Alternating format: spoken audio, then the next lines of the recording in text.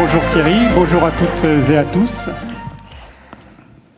Naval Group, quelques mots ou quelques images comme vous souhaitez. Alors ça sera plutôt quelques images, donc en fait je vais copier ce que Christophe a fait pour Bouygues Construction et vous verrez c'est un point important dans les thématiques qu'on va aborder par la suite, il y a un certain nombre de synergies et de points communs, donc finalement une suggestion pour Dassault Systèmes, si vous nous réinvitez l'année dernière, on réfléchira peut-être à un format de présentation partagé.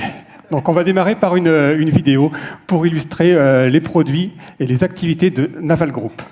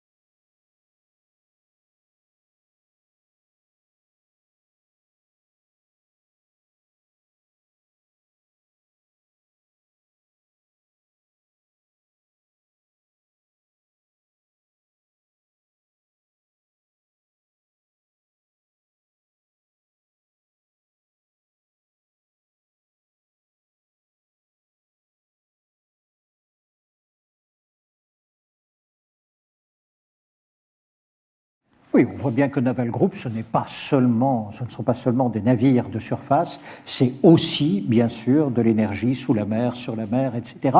Il va être très intéressant de vous entendre parce que la performance opérationnelle a été pratiquement une ligne de conduite sur tout votre parcours professionnel, que ce soit chez Airbus, que ce soit chez Alstom Transport. Considérons votre entreprise aujourd'hui, Naval Group, donc vous vous êtes lancé dans la fabrication de frégates de taille intermédiaire.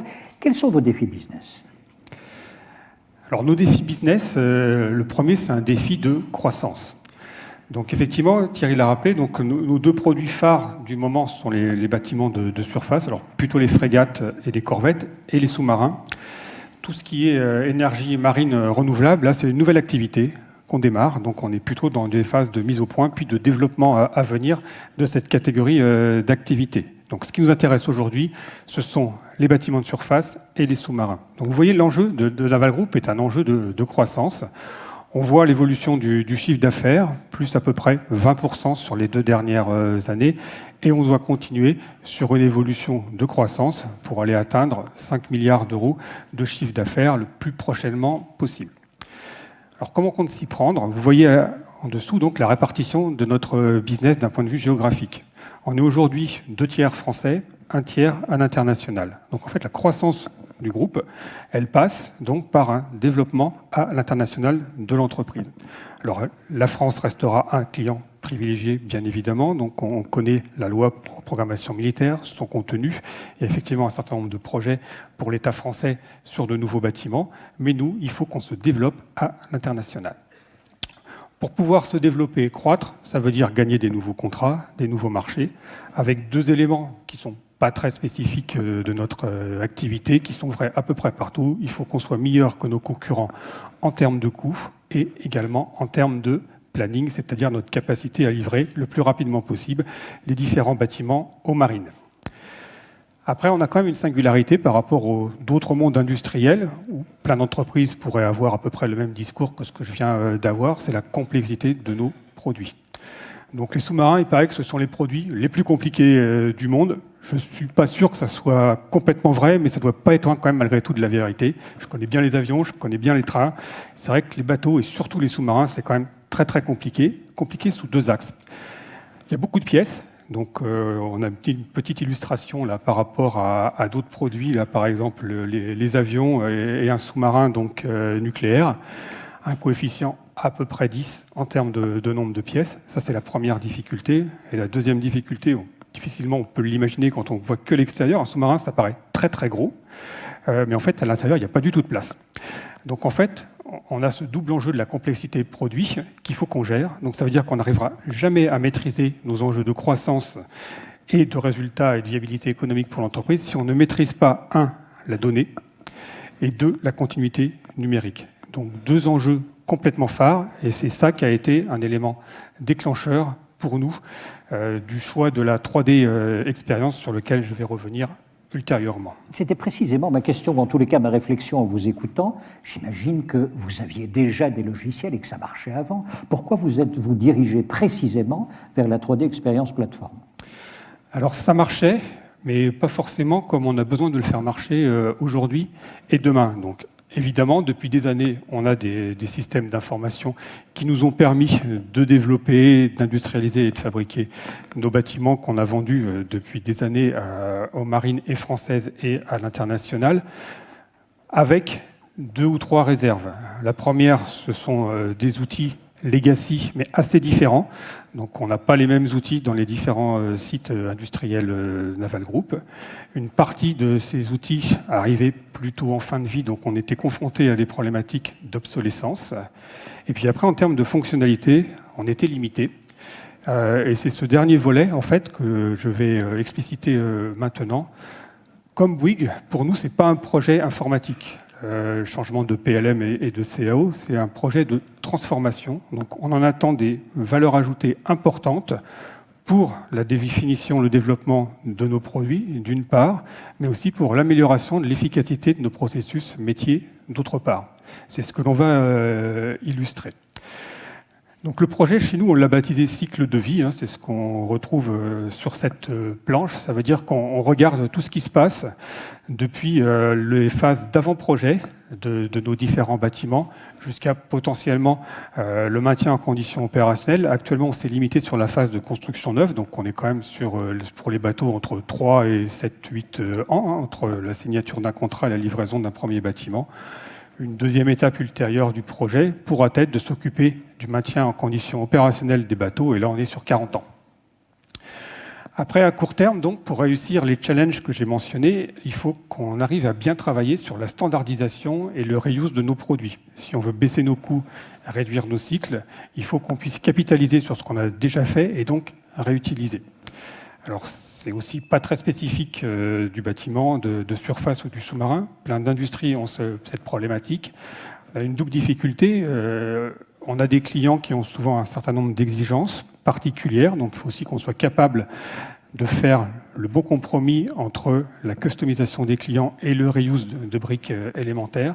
Et puis là, en termes d'outils, il faut que l'outil nous permette de pouvoir identifier ces briques élémentaires pour les réutiliser. Ce qu'on ne fait pas avec nos outils legacy, ce qu'on saura faire demain avec la 3D expérience. Deuxième brique importante, c'est l'ingénierie simultanée.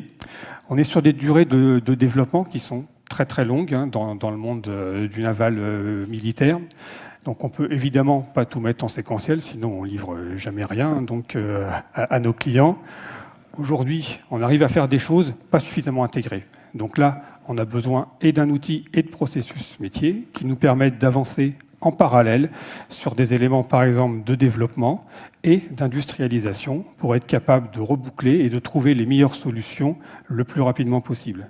Là aussi, à terme, avec la 3D expérience, on sera en mesure d'être beaucoup plus efficace en ingénierie simultanée par rapport à nos modes de fonctionnement métier actuels et donc de réduire l'ensemble de nos plannings de développement. Troisième sujet important pour nous en termes de transformation, c'est ce qu'on a baptisé l'entreprise étendue. Derrière ça se cache la collaboration avec un certain nombre d'acteurs, donc soit des partenaires, soit des fournisseurs.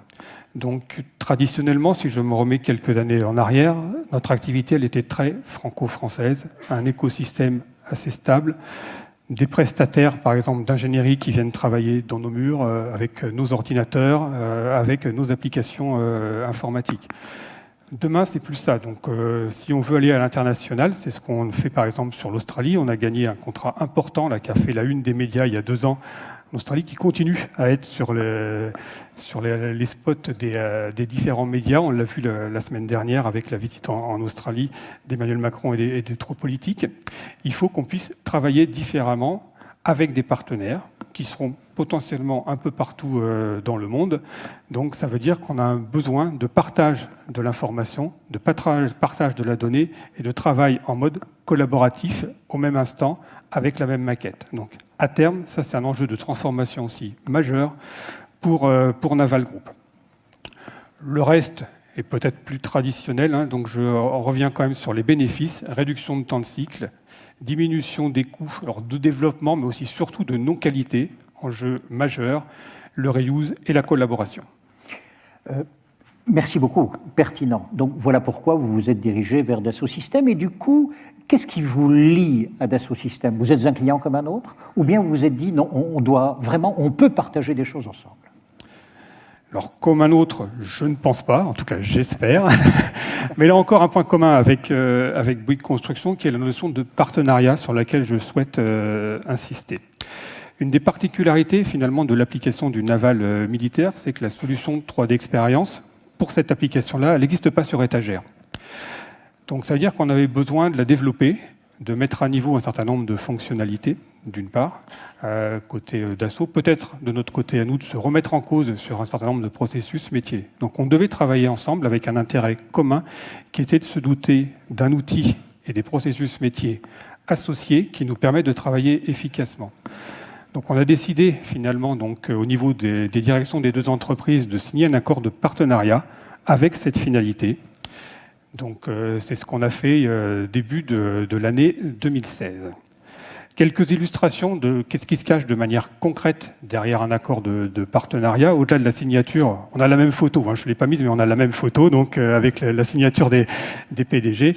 Donc, moi, j'ai souhaité insister sur le mode de fonctionnement. Donc, on a démarré notre projet, nous, sur le site de Lorient. Lorient, c'est le site qui conçoit et fabrique les bâtiments de surface. On a un plateau projet sur le site de Lorient qui a la particularité d'être composé pour moitié d'effectifs Naval Group et moitié également d'effectifs Dassault Systèmes, donc qui sont chez nous, dans nos murs, toute la semaine. Donc ça permet des modes de fonctionnement très efficaces, couplés à des instances de gouvernance, depuis évidemment des rituels quotidiens, hebdomadaires à Lorient entre les équipes projet, jusqu'à des réunions 2-3 fois par an entre les PDG des deux entreprises. Les objectifs court terme, je l'ai déjà un petit peu évoqué, donc l'adaptation de la solution au domaine naval et surtout donc aussi pour nous, c'est important. Donc c'est pas qu'un projet, je le redis, informatique. Nous, on veut profiter des applications potentiellement hors du domaine naval développées par Dassault Systèmes pour se remettre en cause en termes de processus métier. Donc tout l'enjeu, c'est d'arriver à avancer et de jouer sur ces deux leviers. Le partenariat nous permet aussi d'avoir un accès assez facile aux acteurs de la R&D de Dassault Systèmes et donc pour nous, c'est un accélérateur pour le projet pour aller plus vite et être plus efficace.